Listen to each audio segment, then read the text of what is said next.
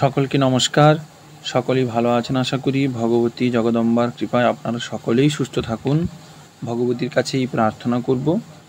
আজকে আমরা যে বিষয়টি নিয়ে আলোচনা করতে উদ্যত হয়েছি, বিষয়টি হচ্ছে মহামৃত্যুঞ্জয় কবচ।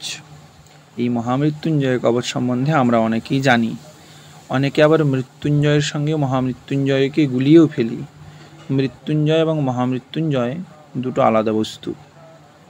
এই যে মহামৃত্যুঞ্জয় কবচ, শাস্ত্র বারবার বলেছেন যে যদি এই মহামৃত্যুঞ্জয় কবচ কেউ ধারণ করে বা পাঠ করে বা শ্রবণ করে, তাহলে কি না যাবতীয় রোগ ব্যাধি প্রশমনপূর্বক মৃত্যু ভয় হতে তিনি মুক্ত হন। এই জন্যই যখন এই কবচের বিনিয়োগ হয়, তখন শিব নিজেই বিনিয়োগটি বলেছেন যে রোগ প্রশমনপূর্বকং মৃত্যু নিবারণার্থে পাঠে ধারণে বিনিয়োগ। অর্থাৎ এই যে মহামৃত্যুঞ্জয় কবচের পাঠ বা ধারণ, তা কি না অপমৃত্যু নিবারণের জন্য, যাবতীয় রোগ হতে প্রশমনের জন্য এবং অন্য যাবতীয় দুরিতক্ষয়ের জন্য কিন্তু মহামৃত্যুঞ্জয় কবচ অবশ্যই ধারণ করার খুব করে প্রয়োজনীয়তা রয়েছে। আজকে আমি মহামৃত্যুঞ্জয় কবচটি কিভাবে তৈরি করতে হয় এবং কবচটিও একটু পাঠ করে শোনাবো, যাতে আপনারা যারা কবচটি সঠিকভাবে হয়তো ধারণ করতে পারছেন না, তারা এই কবচটি পাঠ করলে কিংবা এই কবচটি বারবার শুনলেও তাতেও সমান ফল লাভ হবে। কারণ ধারণ কিংবা পাঠ কিংবা শ্রবণ, এই তিনটের ভিতরে যে কোনো একটা করলেই কবচের সম্পূর্ণ ফললাভ করা যায়। কবচ ধারণ করতে হবে এমনটার কোনো মানে নেই, কিন্তু ধারণ করলে খুব ভালো হয় শাস্ত্র বলেছেন। অতএব আমরা একটু দেখবই যে মহামৃত্যুঞ্জয় কবচ সম্বন্ধে শাস্ত্রকার নিজেই শিব স্বয়ং তিনি কি বলছেন। বলছেন যে য পঠেত প্রয়ত ভূত্বা সমৃত্যুঞ্জয় রূপধিক। অর্থাৎ যে এই মহামৃত্যুঞ্জয় কবচ পাঠ করে সে স্বয়ং মৃত্যুঞ্জয় হয়ে যায়, অর্থাৎ মৃত্যুকে সে স্বয়ং জয় করতে পারে। আবার কি বলছেন, অবশ্য মৃত্যুঞ্জয় বলতে অপমৃত্যুঞ্জয়, মানুষের স্বাভাবিক জন্ম মৃত্যু আছেই, তবে যেগুলি অপমৃত্যু সেইগুলো থেকে কিন্তু তিনি উদ্ধার পান। বলছেন রাজদ্বারে সভায়ঞ্চ বিবাদে ব্যবহারকে সংগ্রামে কাননে দুর্গে সর্বত্র বিজয়ী ভবেত। এইখানে একটি সুন্দর কথা, যে কেবলমাত্র যে অপমৃত্যু বিনাশের জন্য মহামৃত্যুঞ্জয় কবচ পাঠ বা ধারণ নয়, আরও বলে দিচ্ছেন রাজদ্বারে, সভাতে, বিবাদে বা অন্য কোনো ব্যবহারে, বা কোনো দুষ্ট গ্রহ পীড়িত হলে, বা যাবতীয় হৃষ্ট শান্তির জন্য অবশ্যই বিজয় লাভ করার জন্য এই মহামৃত্যুঞ্জয় কবচ ধারণ করবে, পাঠ করবে কিংবা শ্রবণ করবে। আচ্ছা, এই মহামৃত্যুঞ্জয় কবচটা কিভাবে লিখতে হয় বলছেন, ভূর্জে চাষ্টগন্ধযুক্তং লিখিত্বা সাধু সাধুবিতম। অর্থাৎ শৈব গন্ধাষ্টক, তন্ত্রশাস্ত্রোক্ত যে শৈব গন্ধাষ্টক, হলুদ হলুদ যে গন্ধাষ্টক পাওয়া যায় সেটাই গন্ধাষ্টক নয়। প্রত্যেকটি গন্ধাষ্টক আলাদা আলাদা, শক্তির, শিবের, বিষ্ণুর, গণেশের, সূর্যের, সকলের 8 প্রকার দ্রব্য আলাদা আলাদা রয়েছে। সেইগুলোকে একত্রিত করলে একটা গন্ধাষ্টক হয়। সেরকম শিবের যে গন্ধাষ্টক, তার 8টি দ্রব্যকে একত্র করলে একটি গন্ধাষ্টক হয়। সেই গন্ধাষ্টকের দ্বারা কি বলছেন না ভূর্জে, অর্থাৎ ভূর্জপত্রে লিখিত্বা, লিখতে হবে, সাধু সাধ্বিতম, পরিষ্কার করে স্বচ্ছন্নভাবে এবং নিজে শুদ্ধ হয়ে। এবারে শুধু কবচের ভিতরে পুরে দিলেই হবে না, বলছেন স্বর্ণস্থং ধারয়িতজস্তু, অবশ্যই সোনাযুক্ত করে সেটিকে বা স্বর্ণযুক্ত করে সেটিকে ধারণ করাই বিধান। মহামৃত্যুঞ্জয় কবচ সাধারণ কোনো বিষয় নয়, কিছু ফুল বেলপাতা ভরে দিলেই মহামৃত্যুঞ্জয় কবচ হয় না। একটি বিশেষ বিধান আছে, সেই বিধানে যদি করা হয়, শিব শেষে বলবেন যে যথাবিধানে যদি ধারণ করা যায় তাহলে অবশ্যই ফললাভ হয়। তাহলে কি বলছেন, স্বর্ণস্থ ধারয়িতজস্তু সমৃত্যম জয়তি ধ্রুবম, তাহলে মৃত্যুং জয়তি ধ্রুবম। তাহলে যিনি স্বর্ণস্থ এই মহামৃত্যুঞ্জয় কবচ ধারণ করে তিনি অবশ্যই মৃত্যুকে জয় করতে পারেন, শিবের বচন।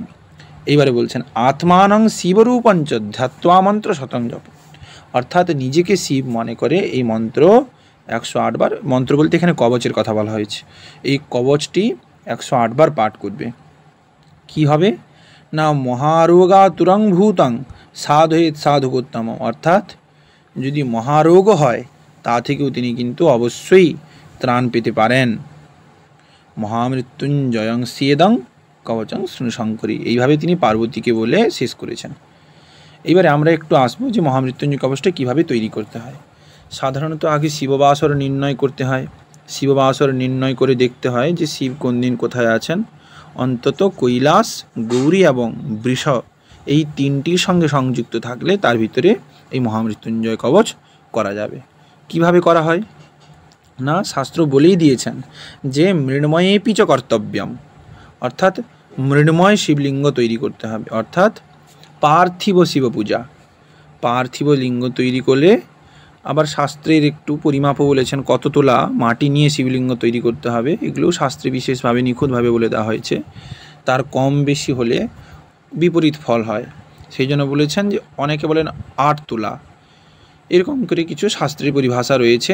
অর্থাৎ শাস্ত্রোক্ত পদ্ধতিতে মৃন্ময় শিবলিঙ্গ নির্মাণ করে সেই মৃন্ময় শিবলিঙ্গের প্রাণ প্রতিষ্ঠা করে তার অভিষেক এবং মহামৃত্যুঞ্জয়ের যে পূজা সেই পূজা সম্পন্ন করতে হবে। তার সঙ্গে সঙ্গে পঞ্চাঙ্গী, অর্থাৎ পঠেত চণ্ডীং জপেত দুর্গাং পূজয়েত পার্থিবং শিবম মধুসূদন নাম জাপ্যশ্চম তুলস্যাম পূজয়েত হরিম, এই 5টি অঙ্গ পরপর করতে হবে। অর্থাৎ স্বলক্ষ্মী বিষ্ণু পুজো, তার সঙ্গে তুলসী দান, তার সঙ্গে সঙ্গে চণ্ডীপাঠ, দুর্গা নাম জপ, মধুসূদন নাম জপ, আর শিবের পূজা তো হচ্ছেই।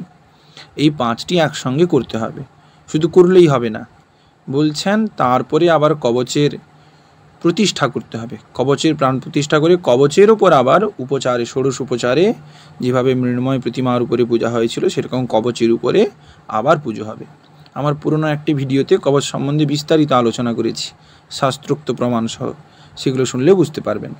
তাহলে সেই কবচকেই দেবতা তৈরি করেন সাধক, সেই কবচকে ধারণ করলেই ফললাভ হয়। তাহলে সেই কবচের ভিতরে মহামৃত্যুঞ্জয়ের প্রাণ প্রতিষ্ঠা করা হবে। সেই প্রাণ প্রতিষ্ঠার পর সেই কবচটিকে মহামৃত্যুঞ্জয় রূপ দিয়ে পুজো করা হবে। তারপরে যে সংখ্যক জপের কথা শাস্ত্র বলেছেন সেই সংখ্যক জপ, তার সঙ্গে সঙ্গেই মহামৃত্যুঞ্জয় কবচের 108 বার পাঠ, তারপর হোম, সেই হোমের প্রত্যাহুতি সেই কবচের উপরে নিক্ষেপ করা হবে। তার সঙ্গে সঙ্গে তর্পণ সেই কবচের উপরে হবে এবং অভিষেক। এইভাবে গোটা একটি মহামৃত্যুঞ্জয় পূজা কমপ্লিট করতে হয়। এর একটি বিশেষ প্রয়োগও শাস্ত্র বলেছেন, অর্থাৎ কীরকম করতে হবে না বলছেন 108টি দ্রোণপুষ্প, 108টি শ্বেতকরবী পুষ্প পাওয়া যায়, আর 108টি পদ্ম দ্বারা পুজো করে স্বর্ণং বা রজতং বাপি তাম্রং বা পিতলং তথা অভিষেকে বিধাতব্যম মৃন্ময়ী লৌহবর্জিতম। এইভাবে শিবের অভিষেক পূজা ইত্যাদি সমাপন করে মৃন্ময়ী মূর্তিতে শিবের প্রাণ প্রতিষ্ঠা করে মহামৃত্যুঞ্জয়ের পূজা করে তারপরে সেই কবচটি ধারণ করলে তবেই ফললাভ হয়। একটু পুজো করেই ফুল বেলপাতা ভরে দিলেই হবে না, এরকম একটি বড় পদ্ধতিতে পুজো পাঠ শেষ করলে তবে গিয়ে কবচটি সিদ্ধ হবে। এইবারে আমি সকলের সুবিধার্থে একটু মহামৃত্যুঞ্জয় কবচের পাঠ করছি। যারা যারা এইভাবে কবচ ধারণ করতে পারবেন না তারা যদি এই কবচটিও পাঠ করেন বা শোনেন তাহলেই হবে।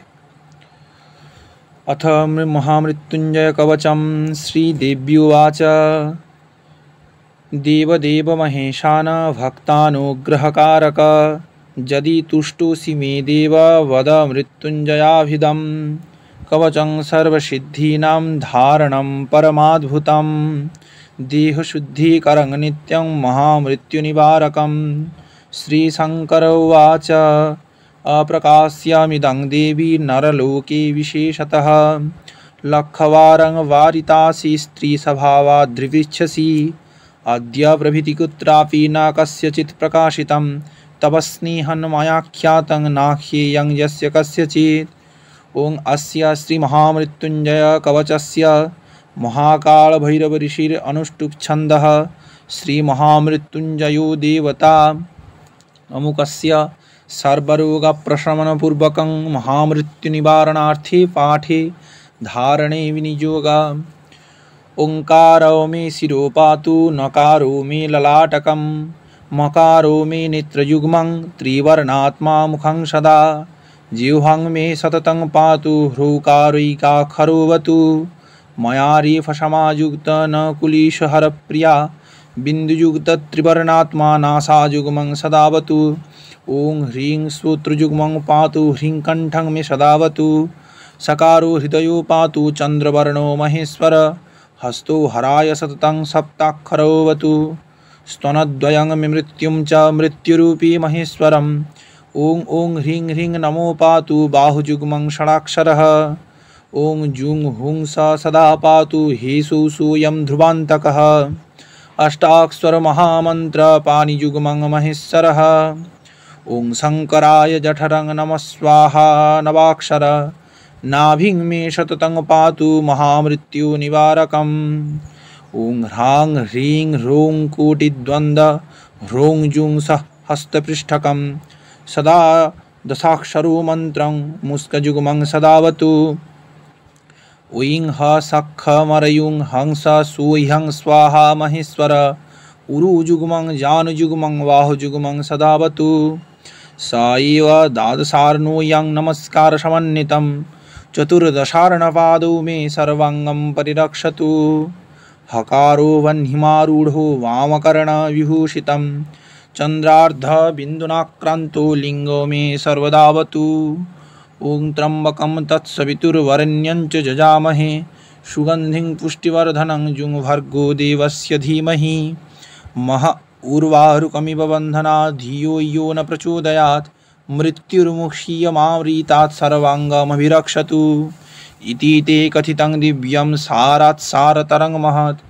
विधिवत् ग्रहणादिजस्य मृत्युं मृत्युवसंनयेत् य पठे प्रयुतो भूत्वा समृत्युञ्जयरूपधृक् राजद्वारे सभायं च विवाते व्यवहारके संग्रामे कानने दुर्गे सर्वत्र विजयी भवेत् भुर्जे चाष्टगन्धयुक्तं लिखित्वा साधु साध्वितं शरणस्थधारयेद्यस्तु समृत्युं जयति ध्रुवम् आत्मानं शिवरूपं च धत्वा मन्त्रशतं जपं महारोगातुरं भूतं साधयेत् साधकोत्तमं महामृत्युञ्जयस्वेदं कवचं शृणुशङ्करी श्रीरुद्रजामुलोत्तरखण्डोक्तं महामृत्युञ्जय कवचम् ओम तत्सत्। এইটি মহামৃত্যুঞ্জয় কবচ।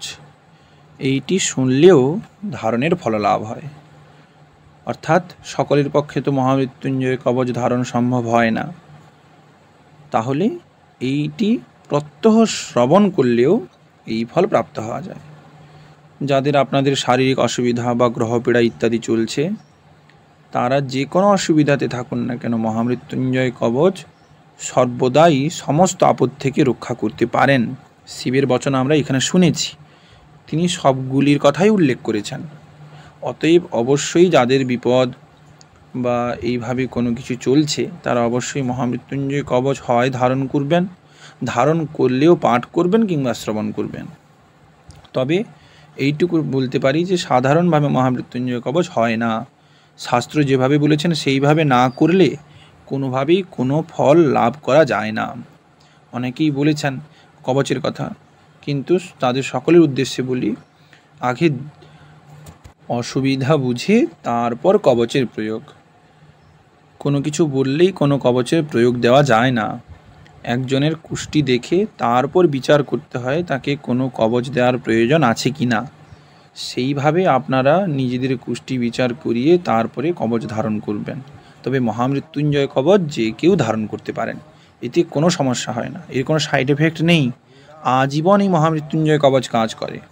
এটি সাময়িক কোনো কবচ নয় যে এই গ্রহদোষের জন্য এই কবচটি ধারণ করছি তারপরে এর কোনো প্রয়োজন নেই, এমনটি নয়। মহামৃত্যুঞ্জয় কবচ আজীবন সাধককে রক্ষা করে থাকেন।